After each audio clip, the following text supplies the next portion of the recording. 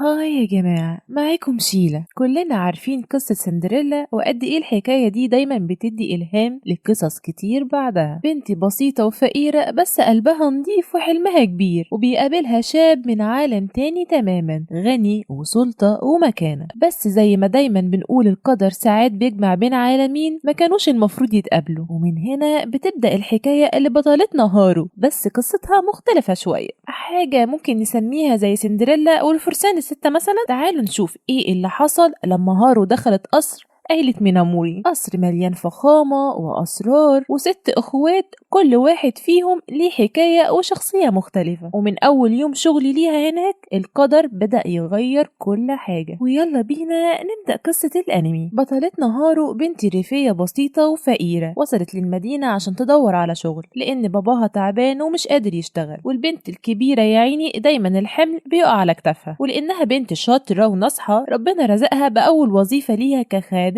في قصر عيلة ميناموري، أكبر وأغنى وأقوى عيلة في اليابان كلها. العيلة دي لها مكانة كبيرة جدا، لدرجة حتى إن العيلة الحاكمة بتحسب لهم ألف حساب، والقادة العسكريين دايما بيحضروا مناسباتهم واحتفالاتهم. والنهاردة عاملين احتفال ضخم بمناسبة تفتح أشجار الكرز التقليدية. تعالوا بقى نتعرف على العيلة دي. رئيس العيلة والأب شينتارو ميناموري، وعنده 6 أولاد عزوة ما شاء الله، بس كل ولد من أم شكل. راجل عنده صحة يا جماعة. نبدأ بقى من الأكبر للأصغر. تاداشي الابن الأكبر، إسامي الابن التاني وعقيد في الجيش، تشيجيرو الابن الثالث، سوسومو الابن الرابع، هيروشي الابن الخامس، مساهي الابن السادس. الغريب بقى إن الأب مطلق أمهاتهم كلهم رغم إنهم كلهم ستات زي القمر. يعني ما شاء الله الذوق عالي، بس القرار غريب. كان هدفه من الجواز العزوة مش أكتر، مش بتاع رومانسية والكلام ده. ونرجع بقى لاحتفالنا وتعالوا نشوف هارو في أول وظيفة ليها هتعمل إيه. بنلاقي هارو بتجري شمال ويمين بصينية الساكي عشان توزع الضيوف، وهي ماشية بتخبط في الابن الأكبر اللي بوزه دايما شبرين. يلا اتحركي، انتي جديدة هنا، أنا أول مرة أشوفك. أيوة أنا جديدة هنا وإن شاء الله أقدر واخدمكم كويس. انتي لسه هتتكلمي كتير عشان أنا قلتلك اتحركي؟ أنا آسفة جدا. شتمها ولا كأنها إنسانة وبيقول لها يلا يا زبالة. هارو اتصدمت، لا وكمان زقها ووقعت ازاز الساكي غصب عنها. انسان وقح ما شافش بربع جنيه تربيه. طبعا الخادمه لا اقدم منها اللي اسمها تاي زعقت لها وقالت لها يلا نضفي ده بسرعه، وطلبت منها تروح تشوف طلبات مامة سوسومو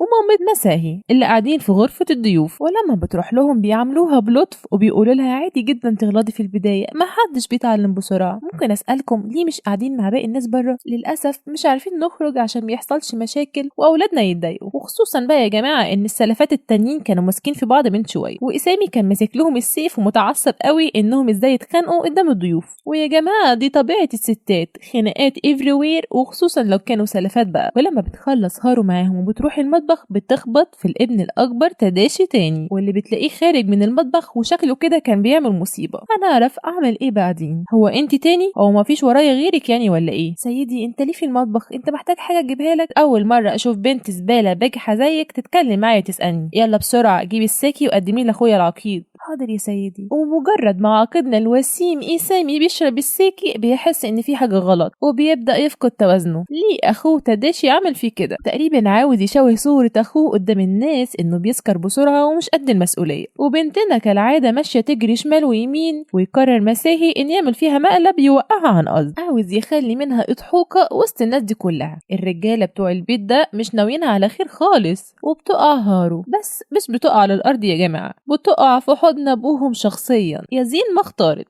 هارو مش قادرة تقوم من الإحراج والرعب، وفجأة بيجي إسامي المجنون السكران بيطلع سيف وبيزعق ابعدوا من هنا، ازاي يحصل لأبويا كده من واحدة جربوها خادمة؟ وخلاص هارو حاسة إن دي آخر لحظة في عمرها، واللي بنلاقيه بيفقد توازنه وبيغمى عليه، زي المثل اللي بيقول من حفر حفرة لأخيها وقع فيها. تداشي طبعا فرحان في أخوه، وده باين على ضحكته الشريرة اللي طالعة من القلب. وبنلاقي الابن التالت شيجيرو اللي ما حضرش الحفلة واقف في بلكونة اوضته وبيتفرج من فوق على المنظر. بيلاقي الوضع كارثي، خادمة في حضن ابوه وإسامي مغمى عليه قدامهم واخواته حواليه. شكل حفلة السنة دي ممتع خالص يا ولاد. وهنا بنلاقي الأب نفسه بيضحك بصوت عالي وبيقول حفلة السنة دي مختلفة ومش مملة خالص. هارو عملت لهم حس واكشن وحركات خلت اليوم اللي كان باين ممل يتحول لمسلسل درامي كامل في ليلة واحدة. تاني يوم بنلاقي هارو بتنظف مكان الحفلة، وبتيجي تاي بتقول لها الحمد لله الحفلة عدت على خير. عندك حق، وكمان كبيرة الخدم شيتومي هزقتني جامد بعد اللي حصل. اعتبري نفسك محظوظة انك ما اتطردتيش. عندك حق، انا هطلع انضف فوق، يا ريت ما تعمليش مصايب تاني، لو عملتي كارثة تاني الطرد هيكون من نصيبك يا جميلة انتي. وبتكلم هارو نفسها وبتقول عندها حق، انا محظوظة فعلا اني ما اتطردتش، ولما اشتغلت في العيلة الكبيرة دي قدرت اني اجيب فلوس واصرف على عيلتي. يلا يا هارو اتشجعي وابذلي جهدك. وبيظهر قدامها الاخين مساهي وهيروشي. مساهي بيرمي لها كلام غريب، انتي لسه موجودة هنا وما اتطردتيش بعد اللي حصل، ولسه بتتكلم عشان ترد عليه. بيقول لها ايه ده، انت ازاي تفكري انك تردي عليا وانت مجرد خدامه؟ هيروشي بيقول له يا ريت تبطل بقى اللي بتعمله ده، كل الخادمات اللي اشتغلوا عندنا الفتره الاخيره مشوا وما استحملوش او بيطردوا، مش مهم، في 1000 واحده غيرها يتمنوا يشتغلوا مكانها. هيروشي يا جماعه شكله لطيف جدا، وبيجي يقرب من هارو بيقول لها بقول لك ايه، خليني اوريكي حاجه ممتعه قوي، ده اختراعي، خليكي واقفه مكانك ما تتحركيش. وبيكون لابس اسوره وبيظهر ان الجزء اللي فوق متحرك وبيخبط في وش هارو. ايه ده، انا ضربتك، انا اسف، انا متاكد انها مش بتوجع قوي. لا مش بتوجع، بس ايه الاختراع ده؟ مساهي بيقاطعهم كالعاده بنبره مستفزه، ده سلاح سري انا صنعته. وبيظهر بقى اخ تالت سوسومو وبيقول وقف اللي بتعمله ده يا هيروشي، ما ينفعش تجرب ده على الخدم. وسوسومو بقى بيقول لها انت اكيد هارو. ايوه انا. طبعا الاخ مساهي ما بيسيبش الموقف يعدي وبيقول انت اصلا ازاي تكون فاكر اسم خدامه مجهوله زي دي؟ انا فاكر اسمها بسبب الحادثه اللي حصلت في حفله امبارح. انا اسفه قوي، انا ما قلتش ده بسوء نيه خالص، ما تقلقيش، كله بيغلط عادي. وبيوصل الاخ الكبير تاداشي اللي بوزه شبرين دايما ومعاه العقيد اسامي المجنون. ايه الدوشه اللي انتوا عاملينها دي؟ هو انت هنا تاني؟ يلا اختفي من قدامي حالا، مش حابب اشوف خلقتك لانها بتفكرني بالكارثه اللي حصلت امبارح، لو ما بعتيش حالا هقتلك. لو كان قتل خادمها هيخليك مبسوط يلا اقتلها. على اي حال مش هنسى ابدا انك كنت سكران بعد كاس واحد بس واغمى عليك، لا وكمان قدام الجنرال وناس مهمه كتير. تاداشي ايها الحقير. وطبعا كلنا عارفين ان الاخ تاداشي هو السبب عموما في ان اخوه يكون مغمى عليه وسكران في حفله امبارح. وعموما يا جماعه الاخين دول ما شافوش بربع جنيه تربيه وكلهم بيدخلوا. وسوسومو قبل ما يدخل بيدي لهارو منديل. ليه بتديني منديل؟ عشان مناخيرك حمرا خالص. شكرا جدا ليك. شوفوا التربيه يا جماعه، ابننا متربي 5 مرات. انا هرجع لك المنديل بعد ما اغسله، ما تقلقش. سلميه لشيتومي رئيسه الخدم وانا هعرفها كل اللي حصل، لان من المحظور علينا اننا ناخد حاجه من الخدم، وكمان ممنوع اننا نديهم حاجه. في نفس اليوم بالليل بنلاقي هارو واقفه بتكلم نفسها وبتقول انا حاسه اني اتهنت كتير الفتره دي ومحسسني ان كلمه خدامه حاجه وحشه. ايوه انا خدامه، بس انا برضو شخص من لحم ودم زيهم. ممكن ما يكونش على نفس مستوى عيله ميناموري، بس على الاقل لازم يعاملوني باحترام. وبيظهر فجاه الاخ الثالث شيجيرو اللي دايما نايم في اوضته. صباح الخير. ايه ده، هما فين اللي في البيت؟ كلهم مشوا من شويه. فهمت، شكلي نمت شويه. صغيرين ايه بس، ده احنا خلاص دخلنا في الليل. وبتضحك هارو عليه. يبقى عندك حق، شكلي نمت كتير وحاسس اني جعان قوي. ايه ده، الورد اللي جنبك شكله حلو قوي، اسمه ايه؟ ممكن اعرف انت ليه بتتكلم مع خدامه؟ انا اسفه جدا اني سالت. يا عيني الاخوات التانيين جابوا لها تروما، انا ما عنديش سبب محدد ان اتكلم معاكي عادي، بس خلينا نقول مين اللي هيمانع ان بنت جميله زيك تشتغل عنده؟ شكله صاحب دماغ عاليه ولسان معسول. هارو وشها بيحمر من كلامه. طبيعي يا جماعه، اي انثى بتحب تسمع كلام جميل زي ده. وبيسيبها وبيمشي بقى عشان جعان. هارو مبسوطة قوي انها سمعت كلمة انثى جميلة، وبسبب كلمة واحدة بس اتشجعت انها تشتغل كويس. وفي مشهد تاني بنلاقي الاخوات الستة متجمعين مع ابوهم. انا جمعتكم هنا النهاردة عشان عندي حاجة عاوز اناقشها معاكم. انا فكرت انها هتقاعد. كلهم اتصدموا من كلامه. انت ليه هتتقاعد وانت لسه في صحة حلوة ما شاء الله؟ من الافضل ان اتقاعد وانا في صحة، مش هستنى لما اتعب. ومن الجيد اني شايف ثمار ونتائج تربيتي ليكم، وانتوا اللي وصلتوني للي انا فيه النهاردة. وعشان كده قررت ان جميع عقارات ميناموري هتروح لواحد فيكم بس. ايه ده، انت مش هتوزعها علينا كلنا؟ للاسف مش هوزعها، هو واحد بس اللي هياخدها، وده كان احد شروطي قبل جوازي بامهاتكم. السؤال هنا، مين بقى اللي هياخد اصول العيله؟ عندكم 10 شهور من دلوقتي لحد نهايه مارس، اللي هيقدر منكم يمتعني كويس هياخد كل عقارات ميناموري. بصراحه يا جماعه شرط سخيف جدا، يعني يقلبوا بهلوانات ولا ايه؟ اكيد وراه سر وعاوز عاوز يشوف حاجة معينة في أولاده. طبعا كلهم مصدومين من الشرط، وشيجيرو فطسان على نفسه من الضحك. تداشي بقى لبوز الشبرين بيقول له انت متأكد ان الشرط ده كان على مامتي برضو، ولا انت بتعمل شروط مختلفة مع كل واحدة؟ فبيبص على المساعد بتاعه، مش انا صح ولا ايه؟ الشرط ده للزواج كان ماشي على كل امهاتكم، وان الزواج ينتهي بمجرد ان الابن يتولد. بعد كده من المسموح ليها انها تساعد في تربية الابن، وان بس واحد من الابناء هو اللي هياخد كل الثروة. دي كانت الشروط. الراجل ده بيتعامل مع الجواز كأنه مهمة رسمية، يتجوز يخلف يطلق يعيد من الاول. والاغرب من كده انه شايف نفسه قدوة، بيقول انا شايف ثمار تربيتي ليكم. تربية ايه يا عم شنتارو؟ ده انت عملت العيلة دي كأنها تجربة علمية. وكمان نسيت اقول لكم ان مفيش شروط معينة لطريقة الاختيار، كلهم هيتجننوا من ابوهم. هل ده اللي هيخلي بابانا مستمتع؟ انا اتحملت كتير من المشاق، من حقي ان احصل على بعض المتعة قبل ما اتقاعد. استمعوا جيدا يا ابنائي، انا وامهاتكم اتجوزنا وجبناكم من العالم ده عشان اللحظة دي بالذات. انا كان ممكن اتجوز واحدة بس لصالح عيلتي واختار زوجة من عيلة قوية، بس انا ما عملتش ده. لو كنت عملت ده سوسومو ما كانش هيكون موجود. ده صح، والدة سوسومو من العامة وملهاش اي اصل قوي، انا عشان بس احافظ على عيلة ميناموري كنت عاوز اخلف ولاد مش من نفس الطبقات الاجتماعية، عاوز طبقات مختلفة. وهدفك بقى من كل ده المتعة؟ ده مش عدل خالص وخارج عن ارادتنا. لو مش عاجبك ومش مهتم ممكن تتخلى عادي عن ميراثك. بالمناسبة يا بابا، انت تقصد ايه بكلمة امتاعي؟ اكيد مش بتقصد عروض كوميدية او غريبة صح؟ بالطبع لا، مش عاوز حاجة فيها مشاعر بتروح بسرعة، عاوز حاجة بتسيب أثر. طيب لو مفيش حد مننا أثر إعجابك هتعمل إيه؟ هضطر أأجل التقاعد بتاعي. يلا أنا هسيبكم، هعتمد عليكم يا شباب. الراجل يا جماعة ده مش سهل خالص، وهتبدأ بقى المنافسة بين الإخوات وربنا يستر عليهم. هم أساسا في الأصل مش طايقين بعض. تاني يوم بنلاقي الأبناء الأصغر بيركبوا العربية الصبح واحد واحد، وبتوزع شيتومي عليهم اللانش بوكس بتاعهم. ومساهي المتذمر بيقول لها هو ليه اللانش بوكس بتاع هيروشي أكبر مني؟ طفل حرفيا والله. وبيلمع هارو واقفة، فحب يضايقها كالعادة. انتي يا زبالة اللي واقفة ورا. حرفيا نزل اهانة في البنت وهي يعني حساسة وكيوت. نعم يا سيدي، اساعدك في ايه؟ اعملي الغدا بتاعي تاني وخليه اكبر من بتاع هيروشي دلوقتي. يعني دلوقتي وبسرعة، ووصليه لمدرستي لما تخلصي. حاضر. وهارو بتطلع تجري على طول عشان تجهزه، وكلهم باصين ليها بنظرة شفقة وحاسين ان البنت شوية وهتنهار. اصل التعامل مع مساهي محتاج كتالوج وكرامة قوية جدا. بس حبيبتنا هارو شايفة دايما النور في آخر النفق، وبتقول لنفسها انا هعمل له اكله ياكل صابعه وراها. وفعلا بتجهز اللانش بوكس بحب وحماس، وبتجري على المدرسه في البرد تديله اللانش بوكس. على الله يعجب، وهو بوجه بارد هو انت بتعملي ايه هنا وعاوزه ايه في الجو البرد ده؟ هو نسي انه طلب منها الاكل ده؟ بجح خالص. انا جبت لك اللانش بوكس بتاعك، اتفضل، دي وصفه السمك الخاصه بالمدينه بتاعتي. وبيرمي الاكل بكل وقاحه على الارض. هو انت متعرفيش اني بكره السمك؟ هو انت غبيه انك تحطي كل الاكل اللي مش بحبه؟ يلا ارجعي بسرعه. ويا عيني هارو واقفه مصدومه وزعلانه على تعبها وقله ذوقه. يا ربي ده مش بشر، ده اختبار صبر. ده حتى بيقولوا اللي بيرمي اللقمه ما يشوفش خيرها ابدا. وبتفضل تلم في الاكل والدنيا بتمطر فوقها. وبترجع للبيت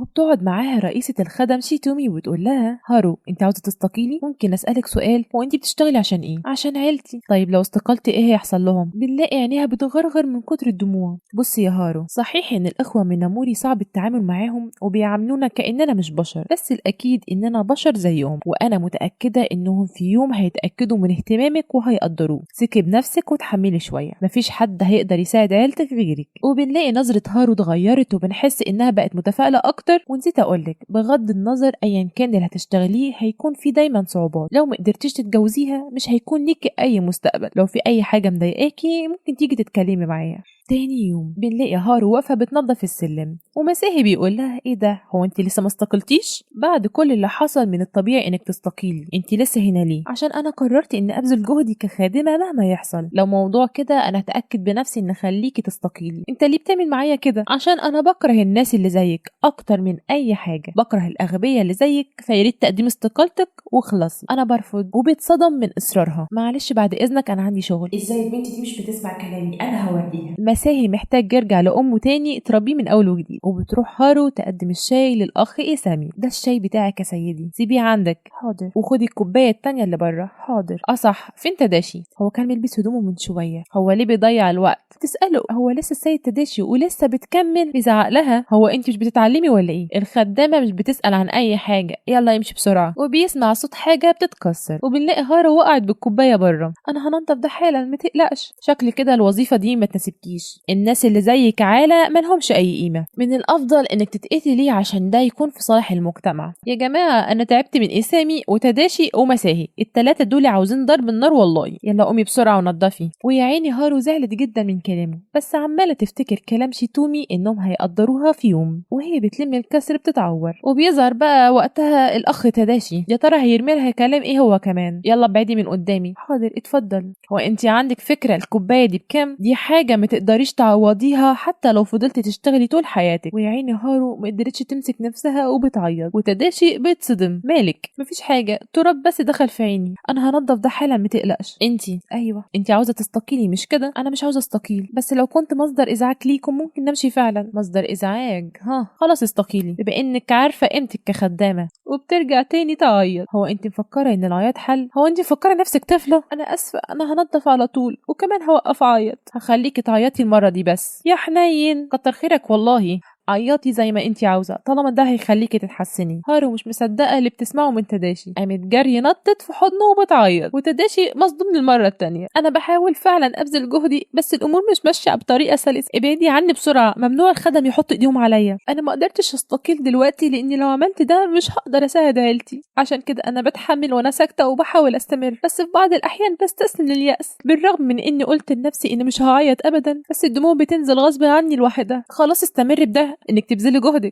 طالما الوظيفه مش مناسباكي يبقى تحاولي تعوضي ده بالجهد الكبير، لو ما قدرتيش تعملي ده يبقى تستقيلي، احنا مش بحاجه لاي خدم غير مناسبين. لو كنت بقى هديتي يلا سيبيني. هو انت مش عارفه مين الشخص اللي انت حاطه ايدك عليه ده؟ لوهله بتتصدم هارو انها زي عملت ده. ايه اللي انا عملته ده؟ انا اسفه جدا ما كنتش في وعي، وبتطلع تجري من الاحراج. وبيدخل تداشي بقى لاخوه ايسامي وبيتكلموا عن ان رئيس مجلس الدوله ليه اتصالات مع باباهم، وده غريب وخارج عن المألوف. وبيحاول بقى إيسامي يغيظ اخوه، بيقول له تعاملك مع الخدامه اللي حطت ايديها عليك من شويه كان غريب، وعلى عكس عادتك انت كنت بقى بتراقبنا، انا متاكد انك انت اللي خليتها تعيط، انا ما عملتش معاها اي حاجه، عامل نفسي كيوت وهو لسانه اطول منه، ده لو الادب بيتباع في الصيدليه كان لازم ياخد منه علبه كل يوم قبل الفطار. وفي مشهد تاني بنلاقي تاي بتجري على هارو وتقول لها مساهي انهار فجاه، انا راح اقول لشيتومي انت اجري وساعدي مساهي هو بره في العربيه. مساهي انت كويس؟ انت يا زباله بعيده عني. حتى وهو تعبان لسانه ما يقولش كلام حلو ابدا، وبيغمى عليه. ولما بيصحى بيلاقي شيتومي قاعده جنبه وبتعتني بيه. طبيب قال انك اغمى عليك من الارهاق. هي دي اوضتي؟ ايوه. وهارو هي اللي جابتك لحد هنا، انا اديت لها اذن لدخول اوضتك مؤقتا، هي واقفه بره دلوقتي وانا متاكده انها قلقانه عليك جدا. قلقانه ليه؟ هي قالت انها مش هتنام مرتاحه الا لو شافتك بقيت كويس. ارتاح شويه وانا هروح اجيب لك الاكل اللي هتاكله. ومساهي بيقول لنفسه قلقانه، ما دي وظيفتها كخدامه انها تقلق، وبيقاوح وقلبه حجر. وبيخرج بيلاقي هارو واقفه بورد في ايديها. مش انت المفروض تكون في السرير؟ انت اللي اجبرتيني اخرج من البيت عشان كده انا بقيت سخن. قال لا وانا مالي يا لمبي. وهارو العبيطه بتقول له ايه ده انا السبب؟ بتصدق اي حاجه بتتقال لها. ايوه ده كله غلطك انت، بسببك انهارت وبقيت سخن. وفجاه بتوجع وكان هيقع، فهارو بتمسكه. ابعدي عني ما تلمسينيش. لا انا مش هسيبك، انت ذات تتجرئي وتعصيني مره تانية، انا بكرهك قوي. مساهي شكله بيطلع غضبه كله على هارو، من جواه متألم جدا وبيحاول يبان قاسي، بس انا متاكده ان من جواه حنين. وبيغمى عليه. ولما بيصحى بيلاقي جنبه الورد اللي هارو كانت ماسكاه، وبيقول ايه الورد الغريب ده؟ اكيد الخدامه الزباله هي اللي جايباه، بنت غبيه، بالرغم من اني اذيتها كتير بتعاملني كويس، يا رب بقى يحنن قلبه عليها. البنت تعبت وجابت اخرها. تاني يوم بنلاقي هارو بتكنس بره، وبيجي لها رئيس الخدم ومساعد الاب، وبيقول لها السيد ميناموري عاوز نسخه المجله الامبراطوريه، خد ال50 ين دي وروحي اشتريها. وبنلاقيه هو وشيتومي بيتكلموا، وبنفهم من كلامهم ان شيتومي هي اللي قالت له يقول لها كده، وانها عاوزة تعمل ده لهارو عشان تروح تغير جو شوية. وبتكون هارو مبسوطة جدا بأجواء المدينة لأنها من الأرياف، عاملة زي الفلاح اللي منبهر بأضواء المدينة، وكمان بقالها فترة كبيرة جوه القصر ما شافتش شوارع من زمان، وواقفة ترقص وتتنطط في وسط الشارع. وفجأة بيظهر لها إسامي. انتي مقرفة قوي. نعم، هو انتي واقفة تتنططي كده في الشارع عادي؟ هو انتي لوحدك؟ ايوه، انا كنت في مهمة وخلاص خلصتها وهروح على طول. ممكن اسألك انت بتعمل ايه هنا؟ يا هارو حرام عليكي بقى، بطلي تسأليهم اسئلة عشان بيتجننوا اول ما بتسأليهم. هو انتي موجهة السؤال ده ليا؟ انتي مجنونة؟ انا اسفة جدا. وبتتجنن هارو اول ما بتشوف مقهى مشهور اسمه شيدو، وبيتريق إسامي عليها. انا اسفة جدا، اتحمست بس اللحظة. انا هروحه دلوقتي بما اني هنا. ايه ده بجد؟ ممكن اروح معاك؟ لا طبعا، انا يا جماعة تعبت منهم ومن ردودهم وجبت اخري، والناس ماشية تتكلم عليهم من كتر ما صوتهم عالي، وبيقولوا عليهم مخطوبين وبيتخانقوا في وسط الشارع. اول ما بيسمع إسامي الكلام ده بيقول لها يلا خلاص هتيجي معايا، خايف على نفسه من الفضيحة. شكرا قوي ليك. وبتفرح قوي اول ما بتشوف فطيرة الكريمة قدامها، وقعدت تتكلم كتير انها كان نفسها فيها ومبسوطة قوي باجواء المدينة اللي اول مرة تعيشها، وهو حرفيا هيموت من الاحراج بسببها. يلا كلي بسرعة وخلصينا. مع اول قطمة، الله طعمها حلو قوي. هو انت ما ينفعش تاكلي من سكات؟ الاشخاص اللي زيك بيكونوا مالهمش اي قيمه للبلد دي. وهو عمال بقى يبرطم في الكلام، وهي ولا هنا مبسوطه بالاكل. تحب تاكل قطمه طعمها حلو قوي؟ لا طبعا، بالمناسبه وشك عليه اكل. وتعصب عليها وقام سابها. في نفس اليوم بالليل بنلاقيها واقفه مبسوطه وقاعده بتفتكر تفاصيل اليوم كله، وبيفاجئها هيروشي باختراعه الغبي تاني وبيخبطها في وشها. ما ينفعش تستخدمني كهدف للتجارب كل مره يا سيدي، بس انا خلاص قررت ان اخليكي أداة تجاربي. بجح بجح مفيش زيها، بس للأسف بيعملها بلطف. ليه أنا بالذات؟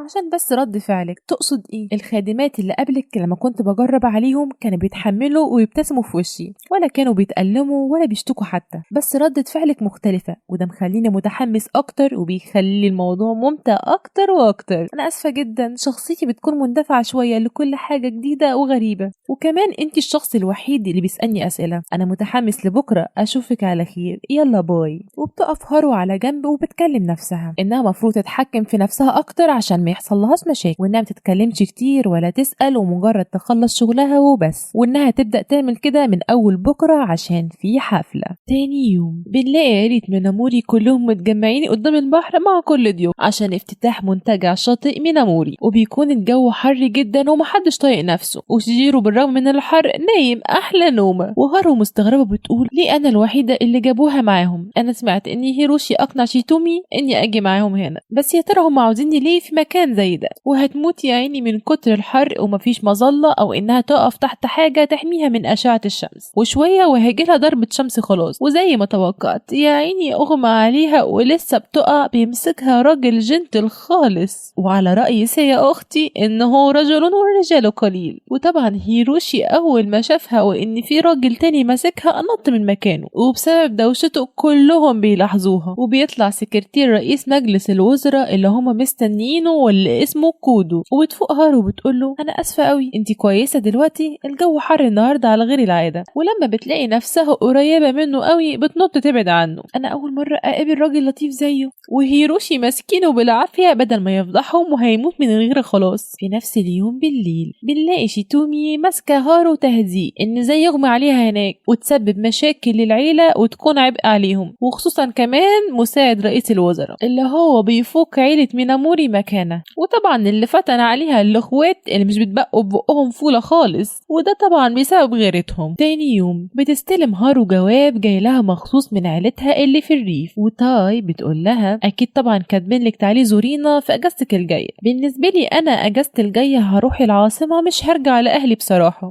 وبعد كده هروح الحفل الراقص. وقعت بلسانها وقالت على موضوع الحفله، وهارو مستغربه حفله ايه دي؟ هو انت ما سمعتيش بموضوع الحفله؟ بعد ما الاجازه بتخلص بيكون في حفله راقصه خاصه بعيله ميناموري، وده مش زي اي حفل راقص، ده حدث مميز جدا لان اي شخص يقدر يرقص مع الاخوه ميناموري. ده معناه ان الخدم اللي زينا يقدروا يرقصوا مع اي حد من الاخوه. وبعد كده بتدخل هارو اوضتها وبتقرا الجواب اللي وصلها وبتتصدم لان عيلتها كاتبين ليها انهم لقوا عريس صالونات وانها المفروض تتجوزوا. وبتروح بقى اتكلم مع شيتومي. بما انك هتتجوزي ده معناه انك هتوقفي شغل هنا، وانا شايفه انك في السن المناسب للجواز. احب اقولك انا بشتغل هنا من زمان جدا، وانا اللي اشرفت على تعليم جميع الاخوه ميناموري كلهم من الاكبر للاصغر، ومش معنى انهم من عيله ميناموري ان ليهم كل الحريه وان الامور تكون سهله قوي بالنسبه لهم، ودي مساله وقت حتى يتم اختيار زوجاتهم. يعني للاسف مش هيقدروا يتجوزوا عن حب. بس الموضوع ده مختلف معاكي يا هارو، انت عندك كل الحريه تقدري تعيشي زي ما انت عايزه، واختاري اللي يناسبك ويخليكي سعيده. فكري كويس في طريقك لعيلتك واتكلمي معاهم في الموضوع.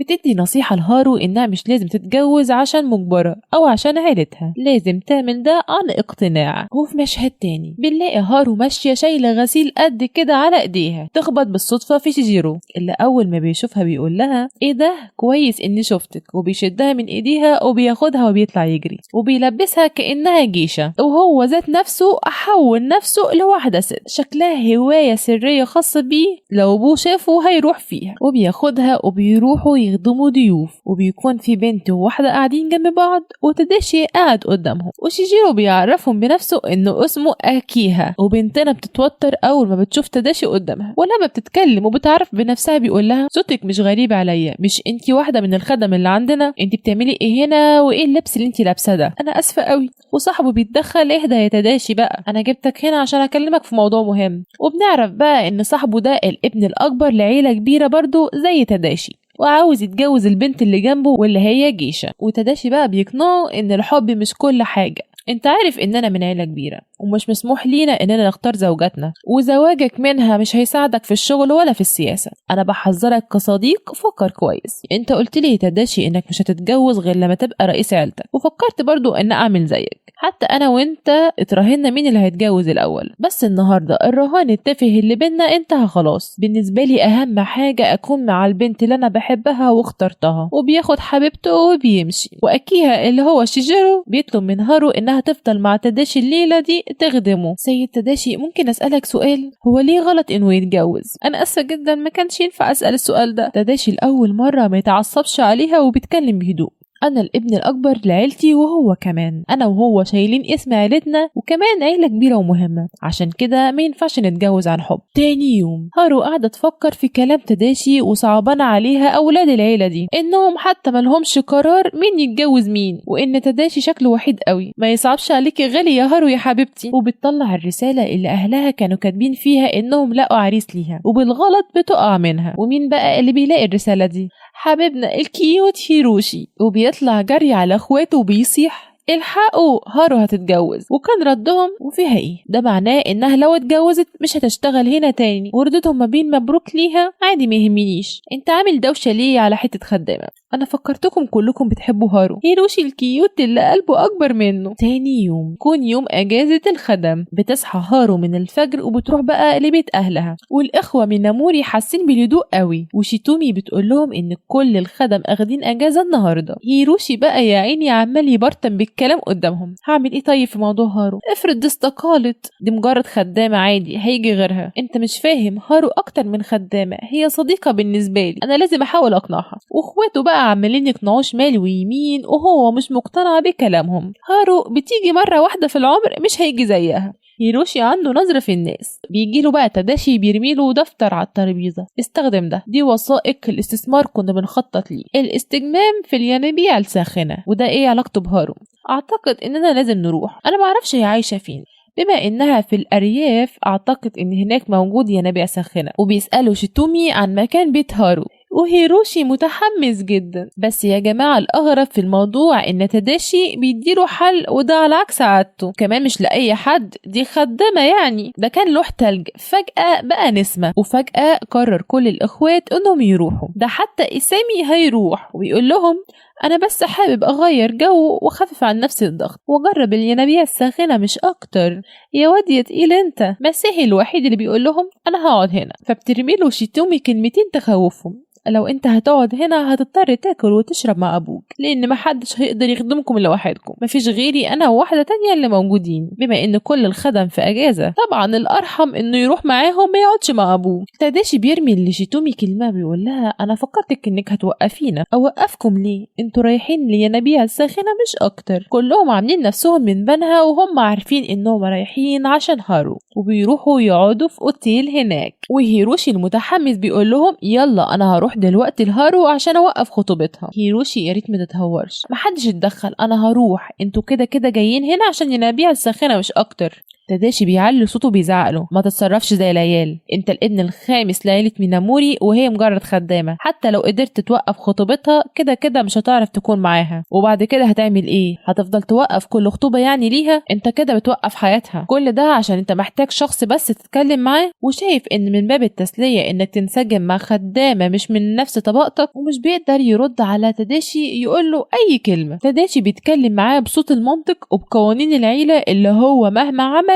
مش هيعرف يتحداها، وبيمسك في خناق اخوه بيقول له انت مش فاهم مشاعري، واخواته بيشيلوه عنه. وبيستمتع بقى باقي الاخوات بعد الخناق دي بالينابيع الساخنة وبيشكسوا في بعض. تاني يوم بنلاقي سوسومو بيخبط على باب وبيسأل واحدة هو ده بيت هارو. بتخرج هارو مصدومة وبيكون معاها تاي اللي قررت انها تيجي تقعد معاها. سوسومو انت بتعمل ايه هنا؟ انا كنت بدور عليكي، ممكن اسأل انت مين؟ انا ميناموري سوسومو. امها اتصدمت، انت من عيلة اللي هارو بتشتغل عندها؟ واخوات هارو البنات بيجروا يشوفوا مين القمر اللي عندهم ده. واحدة منهم بتقول لهارو مين ده؟ هو ده جوزي؟ وبيحرجوها بيحطوها في موقف محرج. الاطفال الطف الكائنات كالعادة. ممكن اسألك سؤال؟ هو انت بتعمل ايه هنا؟ انا واخواتي كلنا هنا في مكان قريب بنجرب الينابيع الساخنة. وبياخد هارو وبيتمشوا بره وبيتكلموا. هو بجد كل الاخوة ميناموري هنا؟ عندك حق تسألي السؤال ده، ومش مصدقة اننا كلنا هنا، لان في العادي انا واخواتي مش بنتجمع كلنا بسهولة الا لو ابونا جمعنا. ممكن اسألك يا هارو عملتي ايه في موضوع خطوبتك؟ انا هقابل العريس النهارده بالليل. الحمد لله اننا وصلنا في الوقت المناسب.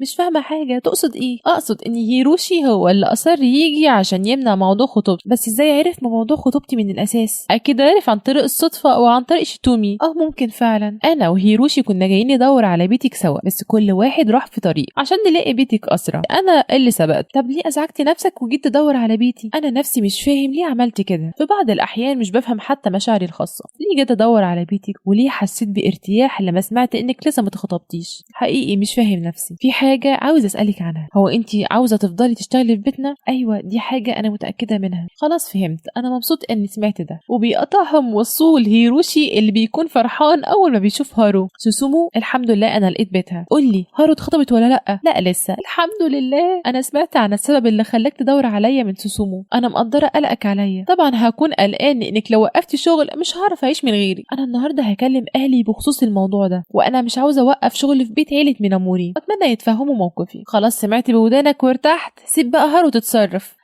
هارو احنا قاعدين في اوتيل اسمه اوبورو، هستناكي تيجي تقولي لي عملتي ايه. وبيسيبوها وبيمشوا. في نفس اليوم بالليل بتقعد هارو مع باباها ومامتها وبتقول لهم انها مش عاوزه تتخطب وانها عاوزه تكمل فتره في الشغل، واللي بيكونوا متفاهمين جدا وداعمين ليها في اللي هي عاوزه تعمله، وممتنين ليها انها فضلت فتره تشتغل وتصرف على البيت، وان باباها اتحسن خلاص وقدر يقف على رجله من تاني. تاني يوم بتروح هارو لأوتيل أوبورو للأخوة ميناموري وبتقول لهم على الخبر ده، واللي بيكونوا مبسوطين جدا. أنا مبسوط إن باباكي ومامتك كانوا متفاهمين قوي، وأنا برضو. أكيد الموضوع صعب بما إنك بنت. هو أنت غبي ولا حاجة؟ ده كان مجرد زواج. لو فضلت بالعقلية دي مش هتتجوز أبدا. هو أنت فكرني هتجوز واحدة معرفهاش؟ أنا مبسوط إنها أخدت القرار ده بنفسها. تداشي مش هيتجوز غير لما يكون الرئيس. صح. ايه اللي حصل مع صاحبك وحبيبته؟ الموضوع ده مش انا حذرتك يا هارو وما تفتحيش سيره الموضوع ده تاني؟ انا اسفه قوي. وبيفضل الاخوات يتخانقوا مع بعض وهارو تتدخل وتعتذر كالعاده انها سالت، عاملين كلهم زي القط والفار. تاني يوم بترجع هارو للشغل في بيت عيله ميناموري، وبنلاقي الاب شنتارو واقف مع المساعد بتاعه وبيتكلموا. انا باخد رهان مع اولادي، واكيد الجايزه هتتغير لو انا فزت في النهايه، لكن لو خسرت اكيد هموت، واكيد انا مش بخطط اني اخسر. ابوهم ده راجل مش سهل خالص. وفي مشهد تاني بنلاقي رئيس الوزراء عنده حضور صحفي كبير وفيه شخصيات مهمة كتير، وكل كبار العائلات حاضرين، وبيكون إسامي من الناس اللي مأمنة على المكان وسلامة رئيس الوزراء. واللي بيتعرض لمحاولة اغتيال وبيموت في وقتها. وإسامي بيأمر الحرس بسرعة إنهم يقفلوا كل المخارج ويمسكوا الجاني. ولما بيروح إسامي يدور على الجاني هو كمان بيكتشف إن الجاني متنكر بزي عسكري زيهم بالظبط. ليه أطلقت النار على رئيس الوزراء وإيه هدفك؟ أكيد ده مش عشاني، ده كان مجرد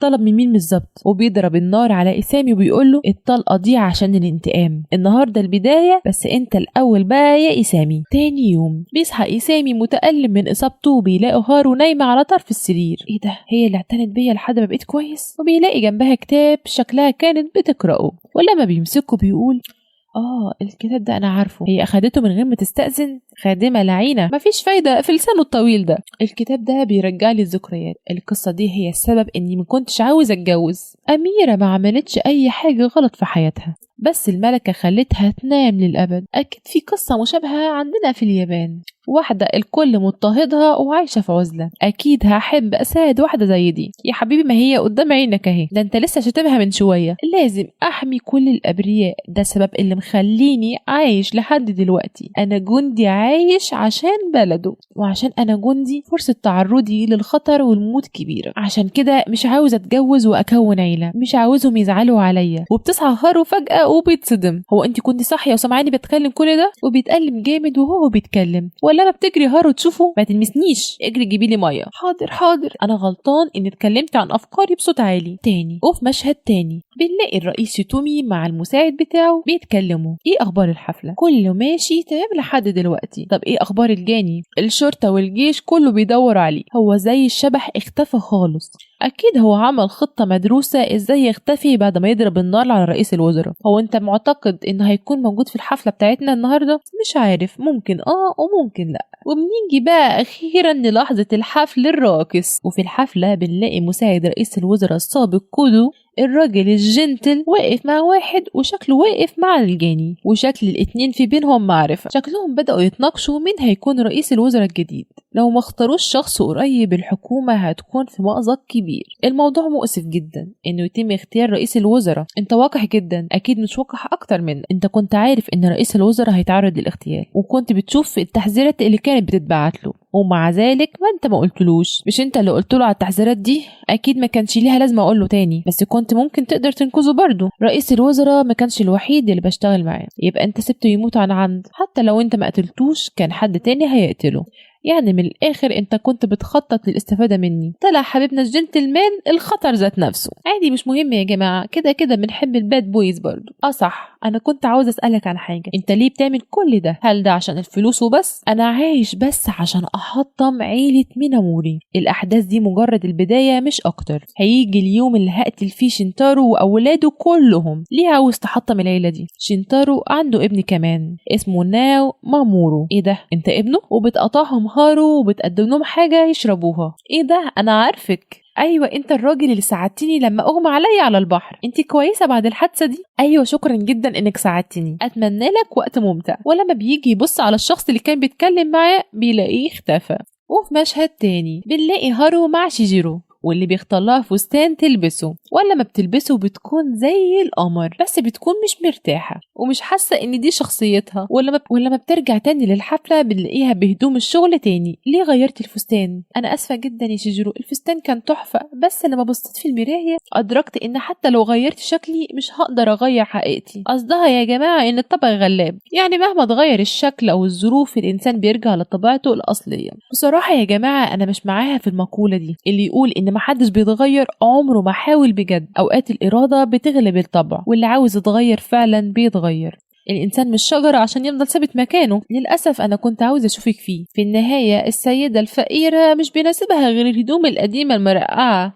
مفيش فايدة فيه والله. نفسي مرة يقول لها كلمة حلوة. ده معناه إنك بتقولي إن شكلي حلو بهدومي اللي أنا لابساها دي دلوقتي، صح؟ هارو بدأت تتقبل طباعهم القاسية، لا وكمان بتقلب عليهم الترابيزة ومش بتتأثر بكلامهم، وبيعرضوا عليها انها ترقص معاهم. وبتبدأ بتداشي اللي بيقول لها ما كنتش اتخيل ابدا ان ارقص معاكي، وارقصي عادل عشان لو دوستي على رجلي مرة تانية هقتلك. اللطافة كلها يا جماعة في تداشي، أنا آسفة قوي، وبيضحك من رد فعلها. ردودك هي كالعادة، استمر في الشغل باجتهاد يا هارو. وبترقص بقى مع إيسامي. فكرة إن أرقص مع خدامة ده هيجيب لي العار، وعمالة ترقص غلط، فبيمسك إيديها وبيقول لها تعالي أوريك الرقص على حق، اتعلمي. وبترقص بقى بعماء الأخوة اللي بيعملوها بلطف ما عدا مساهي طبعه مش بيتغير. ودي كانت نهاية الأنمي. يا ترى بقى هينزلوا جزء تاني ولا لأ؟